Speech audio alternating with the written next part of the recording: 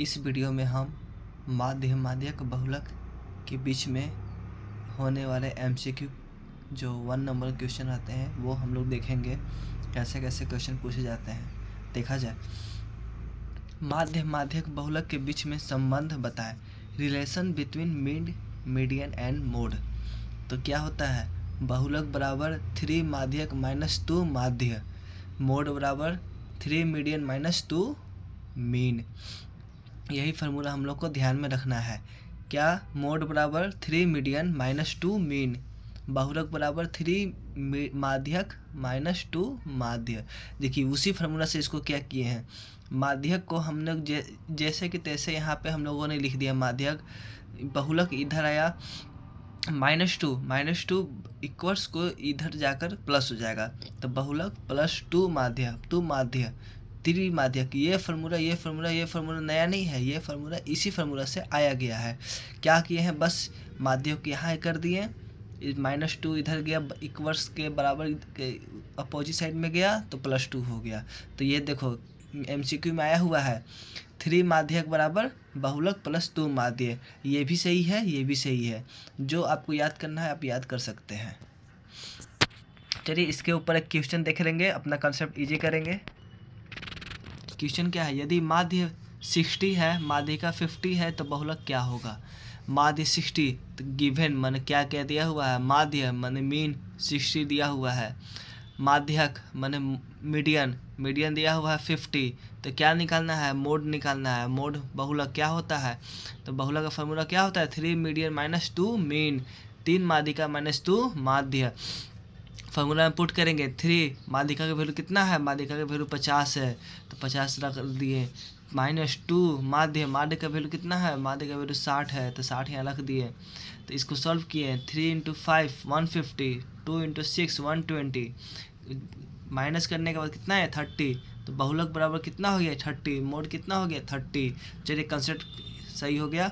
Next question क्या है, केंद्रीय प्रवृत्ति की उपयुक्त माप को क्या बोलते हैं। क्वेश्चन एमसीक्यू में आया हुआ है, केंद्रीय प्रवृत्ति की उपयुक्त माप को क्या बोलते हैं, माध्य माध्यक बहुलक सांख्यिक क्या बोलते हैं। तो क्या आंसर होगा, माध्य बोलते हैं। चलिए आया क्वेश्चन, त्वरण किसे कहते हैं। त्वरण जिसको इंग्लिश में क्या बोलते हैं, ओगिव। त्वरण किसे कहते हैं, क्या बोलते हैं, संचयी बारंबारता और वर्ग अंतराल के बीच खींचे गए ग्राफ को त्वरण कहते हैं। समझ में आया, संचयी बारंबारता और वर्ग अंतराल के बीच खींचे गए ग्राफ को त्वरण कहते हैं। ओगिव इंग्लिश में क्या हुआ, ओगिव।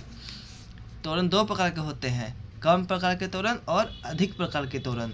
तो देखिए कम प्रकार का त्वरण क्या होता है और अधिक प्रकार का त्वरण क्या होता है, ये आपको मैं समझा रहा हूँ अच्छा से।